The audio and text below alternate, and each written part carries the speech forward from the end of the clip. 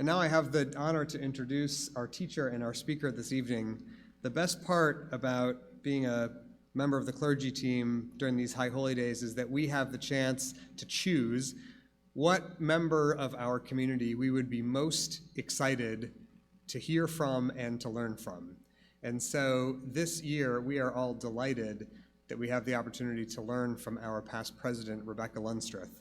I want to say a word about Rebecca before she begins. Not only does she come to this bima with a long list of accolades and honors and the deep pride of her congregation, but she also has a long and impressive list of professional credentials to her name as well. Rebecca is the Associate Director of the McGovern Center for Humanities and Ethics. She's also the Director of the Campus-Wide Ethics Program and I think a newly promoted Associate Professor of Family Medicine, in which capacity she co-directs the ethics education for students at the McGovern Medical School and the MD Anderson UT Health Graduate School of Biomedical Sciences. So Rebecca's area of expertise, as you've heard, is ethics, particularly in the field of medicine and research, especially but not limited to concerns about privacy in the practice of medical research. She is a highly sought after teacher and speaker, not only here, where we love and know her the best, but really throughout the country, where she lectures about our nation's healthcare system, about the ways that that healthcare system intersects with issues and concerns of justice and the legal and ethical issues in healthcare. She is interested personally and professionally in a wide range of subjects, from reproductive health to the rightful place of personal responsibility in medicine. And so at this particularly unique time in our nation's history, our particularly unique position in the exploration of personal responsibility and medicine, public health and ethics, it is an absolute delight, pleasure, and privilege to invite you to be learners and students with me, along with our teacher this evening, our past president, Rebecca Lunstroth. Thank you, Rabbi, for that overly generous introduction. Good evening, everyone. Justice, justice you shall seek. In this Torah passage and in numerous others, Moses insists that justice is both an unending religious obligation and at the very core of what it means to be a Jew. This commitment to justice has been and continues to be a theme in Reform Judaism. It manifests as social justice and our collective concern for those who are not as fortunate. In 1998, Rabbi Eric Yofi said in part, "A Reform synagogue that does not alleviate the anguish of the suffering is a contradiction in terms." Justice. The words are in our ancient texts and are the subject of numerous commentaries. The words feel like a cozy old sweater. But do we really understand what it means? And perhaps more importantly, what it demands of us? Professionally, I have the privilege, obligation, and yes, burden to explain how justice, one of 4 ethical principles, is expressed in our healthcare system. Thus, when my rabbis and teachers talk about justice, my ears prick up in hopes that they can shed some light on what I consider to be our greatest challenge, meeting the obligations to have a just healthcare system.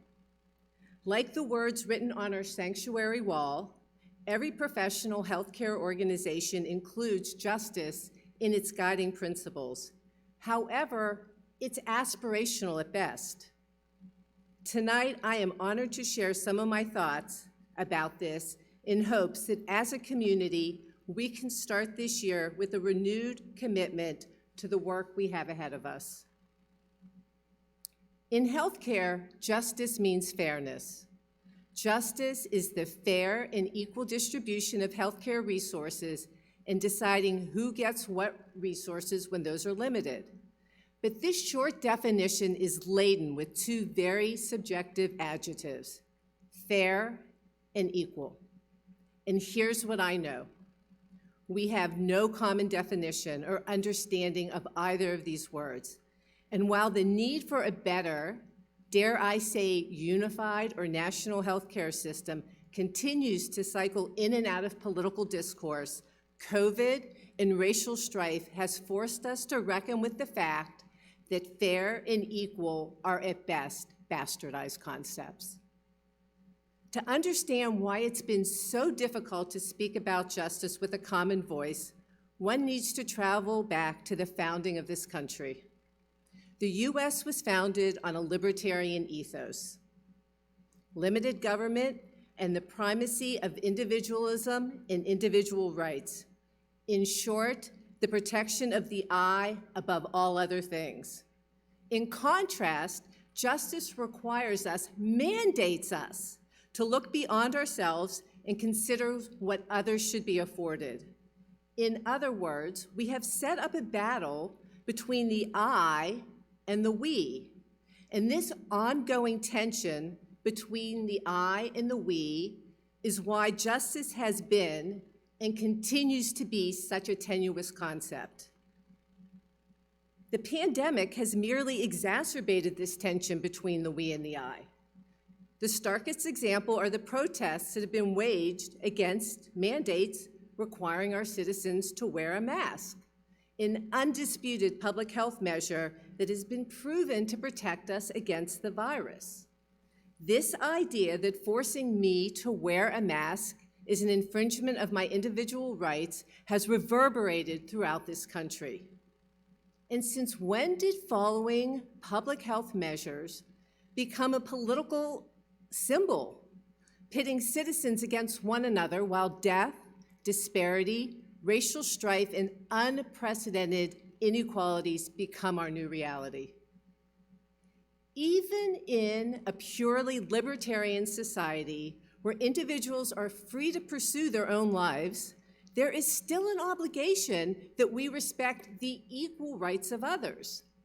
In other words, your individual right to refrain from wearing a mask does not trump my need and desire to wear one. And when these disputes cannot be resolved, our elected officials are called upon to craft regulations that are in the benefit of the whole, the we. Yet these regulations have been interpreted as an assault against the I. But we don't live in isolation. We live in community with one another. At some point, we must be willing to set aside our personal beliefs for the benefit of something greater than ourselves. This is what justice demands of us. Another challenge that justice seeks to answer is how to distribute scarce resources. At the beginning of the pandemic, we were forced to wrestle with the idea that we may not have enough ventilators or intensive care beds for everyone who needed one. Distributive justice provides a framework for grappling with issues inherent in the problem and provides a hierarchy of order. Distributive justice posits that in a perfect world, each person receives an equal share of a resource. When there's not enough of a resource for everyone to receive an equal share, then distribution is based on need. And if resources are still too scarce, then distribution must be based on other criteria, such as merit or contribution. And this is where it gets problematic, because we have neither a shared concept of what constitutes something like merit, or more critically, the realization that not everyone has an equal opportunity for being considered meritorious. To illustrate this quandary, we can look to history again. In 1962, due to a shortage of dialysis machines, a committee of physicians, nurses, community and civic leaders was formed to create an allocation system for who should receive treatment. Because the demand exceeded the supply, it was impossible to distribute dialysis based on equality or need. So the committee decided that social worth, an assessment of a patient's anticipated contribution to society, would dictate who would receive the life-sustaining treatment. Thus, those who were deemed more valued by this group would get to live. Therefore, the housewife looking after her children or the factory worker was given lower priority than, say, the man who owned a company. This God Squad, as they were termed, was quickly chastised and dissolved, yet we are still confronted with these very same questions today.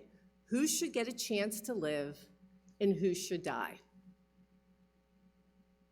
I am pleased to say that we've come a long way since 1962, but the healthcare system is still confronted with some very steep philosophical issues.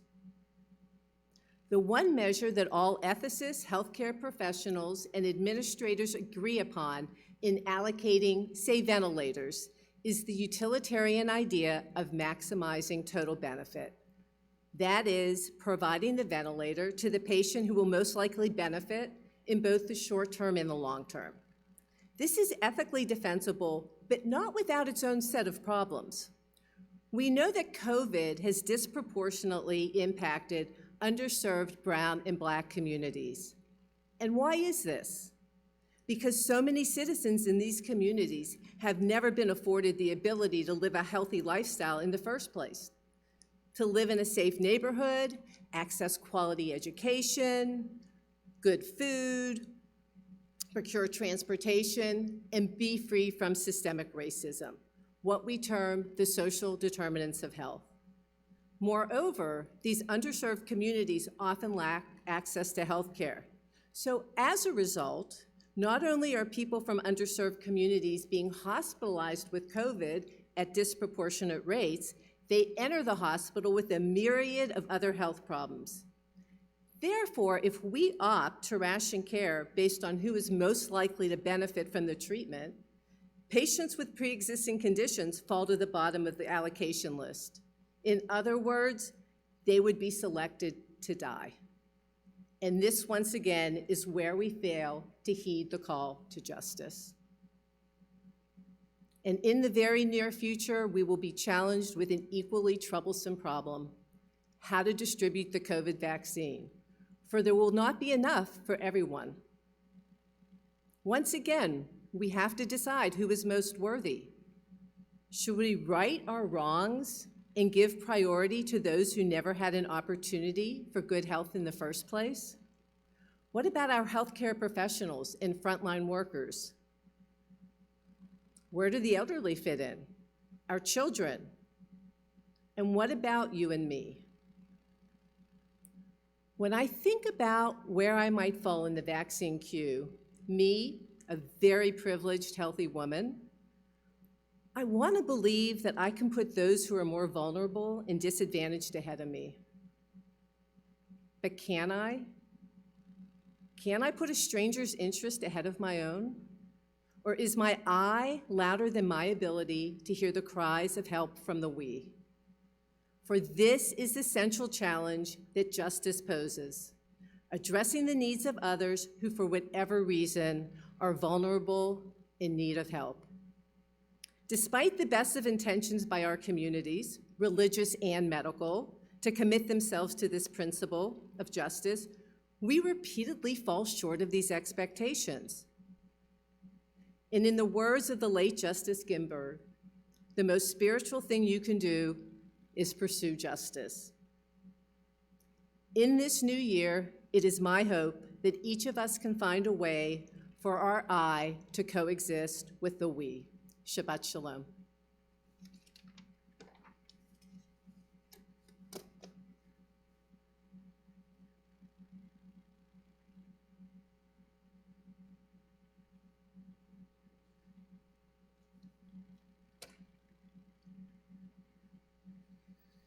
Rebecca, thank you for being our teacher and for reminding us from the core of your message what Shabbat Shuvah and what these days are about continuing our inner reflection about how we are participating in the work of justice in the world.